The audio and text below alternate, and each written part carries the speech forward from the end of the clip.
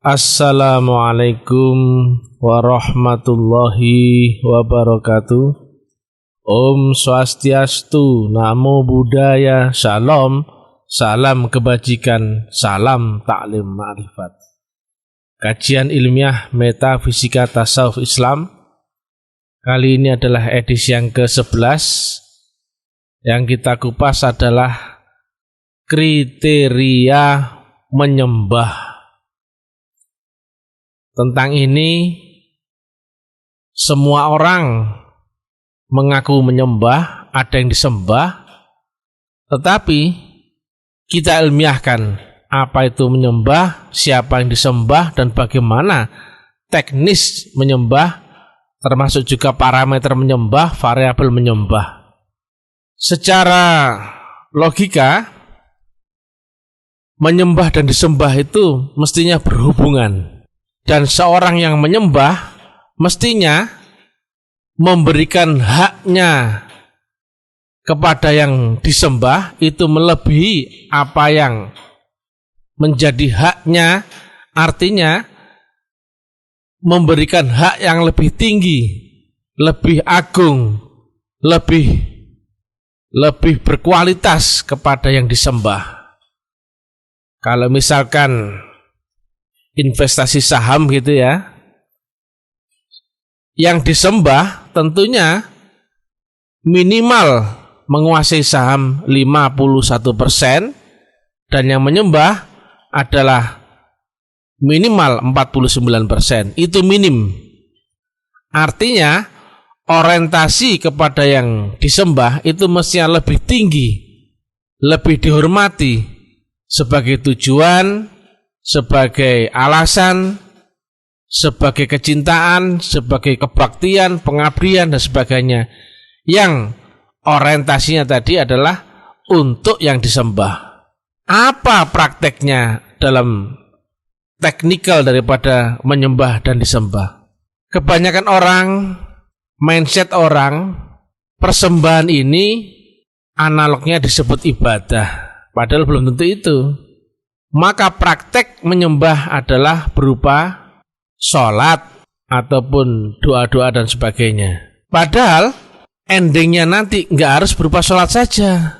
Ending daripada menyembah adalah totalitas sang penyembah berbakti kepada yang disembah. Di mana ayatnya itu? Inna sholati wa nusuki wa mamati wa mahyaya. Sholatku, hidupku, seluruhnya aku baktikan kepadamu. Artinya antara 49% dan 51% itu minimal. Sedangkan apa yang dibaktikan dalam prakteknya, itulah yang ketika kita urai, ternyata banyak manusia yang belum punya sesembahan. Mana buktinya?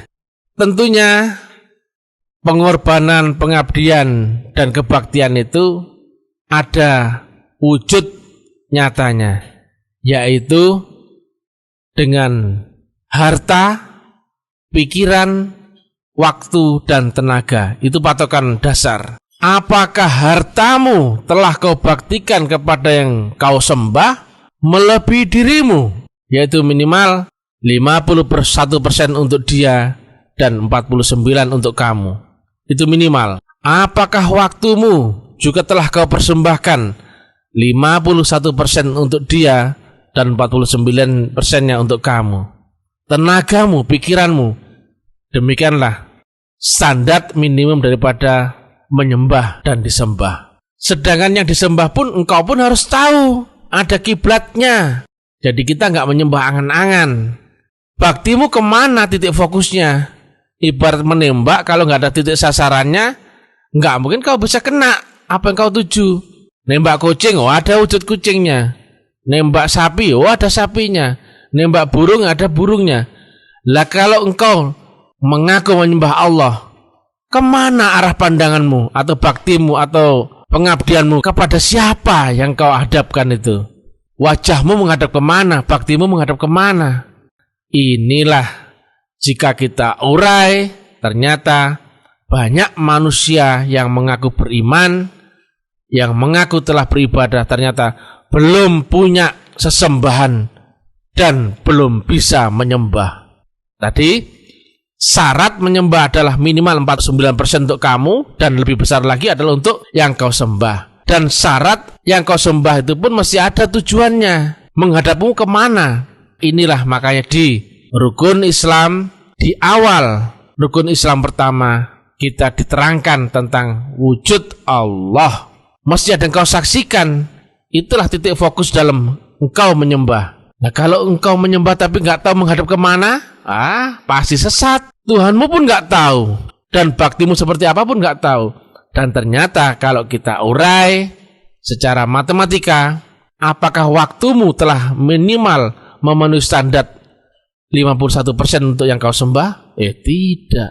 Nyatanya dari 100% waktumu, engkau lebih banyak ngurusi urusanmu sendiri dan urusan apa-apa yang di sekitarmu, orang yang kau cintai, tanggunganmu dan sebagainya. Tuhanmu?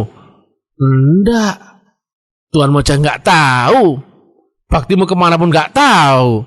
Ternyata kalau dihitung secara matematika, waktumu yang kau baktikan untuk Tuhan, dalam tanda petik, yang Tuhan yang nggak tahu, yang nggak kau tahu itu masih tidak lebih dari 2%. Itu kias. Sedangkan yang telah berabdi, misalkan mengaku telah sholat dan sebagainya, berapa persen waktumu yang kau baktikan untuk Tuhanmu? Misalkan sholatmu selama 5 menit atau 6 menit lah, dikalikan 5, taruhlah 30 menit, dibandingkan 3.600 menit per harimu, berapa persen? Itu pun 6 menit waktu yang spesial. Berapa detik itu di antara 66 menit itu? Nyatanya engkau sholat pun banyak ngelamun loh. Tujuanmu nggak tahu, hanya rutinitas, hanya merasa ada kewajiban, hanya rasanya menggugurkan kewajiban, hanya seolah-olah mindset itulah yang dilakukan oleh orang Islam. Nah ini makanya. Demikian juga dengan pikiranmu, tenagamu. Berapa persen kau pikirkan bakti pada Allah Ta'ala? Allahnya aja nggak tahu. Ini dia, ternyata banyak orang Islam yang ternyata sesembahannya pun tidak tahu, dan technical standar minimum daripada syarat menyembah pun juga tidak memenuhi syarat. Nah padahal coba kita pikir ya, jujur saja, contohnya ya, saat kita gajian, contohnya taruhlah dapat UMR sekian lah, sekian juta lah, yang kau pikirkan apa dengan uang itu? 1, bisa jadi hutangmu. 2, dapurmu. 3, nyenengin anak istrimu. Kemudian mau beli ini beli itu. Tuhanmu mikir aja enggak? Baktimu kemana? Menghadapmu kemana? Kurbanmu kemana? Itu aja enggak pernah kepikir. Demikian juga waktu baktimu, tenagamu, pikiranmu, enggak ada yang kau baktikan kepada siapapun, kau enggak tahu. Tuhan yang mana? Allah yang mana yang kau sembah itu? Makanya mesti ada wujud menghadapmu, mesti ada wujud yang kau bersembah bakti kepada tujuan itu, titik fokus itu. Ternyata di An-Nas, surat An-Nas disebut 3 kalimat yang sangat mendasar, yaitu Tuhannya manusia, Rajanya manusia, dan sesembahannya manusia. Ternyata wujudnya manusia, yaitu Allah yang mewujud sebagai manusia. Maka ketika kau telah ketemu orang itu, baktimu mesti kearahkan situ. Hidupmu, orientasi hidupmu, alasanmu, cintamu, baktimu, pengabdianmu mesti lewat orang itu yang kau niatkan kepada Allah Ta'ala, menghadap kepada orang itu. Sama seperti kita disyariatkan sholatmu menghadap Ka'bah. Apakah menyembah Ka'bah? Tidak. Menghadap saja, tapi menyembahnya kepada Allah Ta'ala, kan gitu. Demikian juga mesti ada kiblatmu dalam berbakti, berabdi, berkorban, berjuang, alasan, orientasi, dan sebagainya. Sementara kenyataannya umat akhir zaman telah diingatkan oleh Nabi, nanti umat akhir zaman itu adalah orang yang sangat cinta dengan dunia, sangat senang, suka dengan kesenangan, dan takut susah, takut mati, takut menderita. Maka mereka berpegang akan dunia seolah-olah selama-lamanya. Ya inilah gambaran kita sekarang ini. Allah yang sembah pun nggak tahu, menyembah bagaimana pun nggak tahu, asal sholat. Sholat yang kau sembah siapa? Nggak tahu. Ketika saya tanya gitu, pernah saya tes itu. Pak, sholat Pak? Oh iya. 5 waktu? Oh iya. Itu kan kewajiban. Terus apa yang Bapak sembah dalam sholat? Allah. Oh bagus Pak ya. Kalau syarat sholat itu kan ada Pak. Aqimis sholati dzikri. Bapak zikir Pak dalam sholat? Oh iya dong harus. Artinya apa Pak zikir itu? Ingat. Yang ingat siapa? Allah. Terus saya tanya, apakah Bapak pernah ketemu Allah? Bingung dia. Saya tanya Pak ya. Saya kan punya anak ini, kuliah di Jogja. Bisa Pak Bapak ingat anak saya? Duh, kan gak pernah ketemu. Mana bisa ingat? Kayak gitu Pak. Gimana Bapak mau ingat Allah yang gak pernah ketemu wujudnya, gak kebayang? Maka menghadap kemana Pak? Maka zikir yang Bapak klaim tadi itu, zikir yang mengingat sesuatu yang dusta. Karena Allah wujudnya, dia pun tidak tahu, tidak kebayang. Hanya menyembah nama. Padahal rukun Islam pertama, kau mesti ketemu wujud Allah, wujud Rasulullah Muhammad yang kau saksikan sendiri dengan mata kepalamu sendiri. Sedangkan dia namanya pun zahir, dia pun batin, sifatnya wujud. Ada wujud zahirnya, dia mau wujud. Tapi yang wujud itu bukan Allah, tapi dia mau wujud ketika menempati wujud itu. Yang menempati itu adalah nurnya. Jadi Allah menghampiri alam manusia lewat nurnya, dan nurnya menempati seorang. Lihat di At-Taubah 128. Laqad ja'akum rasulun min anfusikum. Dulu orang itu disebut Rasulullah. Rasulullah sama Nabi Muhammad, sama Rasulullah Muhammad itu wujudnya sama, tapi di 2 gelombang yang berbeda. Wujudnya Allah, wujudnya Rasulullah, wujudnya Nabi Muhammad sama waktu itu. Karena Allah menghampiri alamnya manusia lewat nurnya.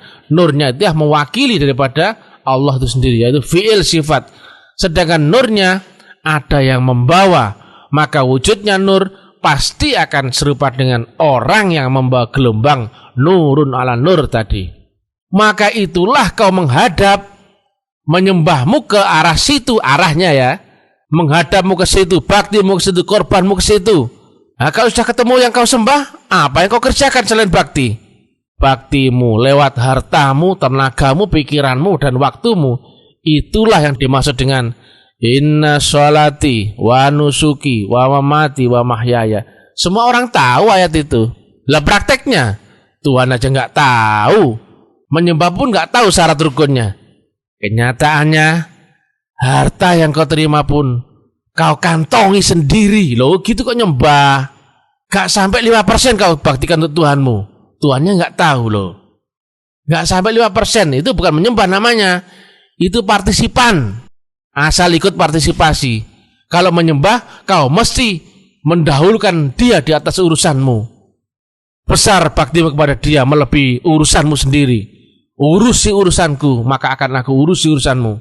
Selalu demikian. Jika ternyata kenyataannya hartamu untuk dirimu, waktumu yang untuk dirimu, pikiranmu untuk kamu juga, berarti engkau tidak punya sesembahan, artinya kau tidak punya Tuhan. Itu saja. Walaupun ngakunya ini, aku udah iman, aku udah Islam, bel gedes. Itu kan lip service saja itu. Artinya hanya cerita, pengakuan, keyakinan, tapi tidak cocok dengan kenyataan real. Umat akhir zaman hampir semua orang tidak tahu kemana menghadapkan dia menyembah. Allah yang mana? Nggak tahu, asal menghadap Ka'bah. Emangnya ada apa di Ka'bah? Itu Ka'bah kiblat jasmanimu, lagi kiblat rohanimu. Kemana menghadap? Ya guru rohani dong. Rohani yang menghadap guru rohani. Guru rohani yang menghantarkanmu mengenal yang maha rohani. Itu ilmiahnya. Maka wujudnya guru rohani ya jasmani, ya manusia. Tapi manusia itu dibalik ada rohani, dan dibalik rohani itu melekat, menempel, bersemayam nur Allah Ta'ala. Dan nur itu yang menghantarkanmu ke hadirat Allah Ta'ala berupa gelombang. Yang itu disebut dengan wasilah. Sholatmu tanpa wasilah batal. Zikirmu tanpa wasilah batal. Apa aja batal. Walaupun sah menurut jasmani, menurut syariat, tapi secara hakikat tidak nyambung. Maka tengok di dalam Peringatan keras Allah Ta'ala akan hal ini. Celakalah orang yang lalai dalam sholatnya. Neraka well. Ini bukan untuk orang yang lalai sholat, tapi yang sholat tapi lalai, gak nyambung. Termasuk juga orang yang mengaku menyembah Allah tapi gak nyambung, gak sinkron, gak cocok dengan kenyataannya.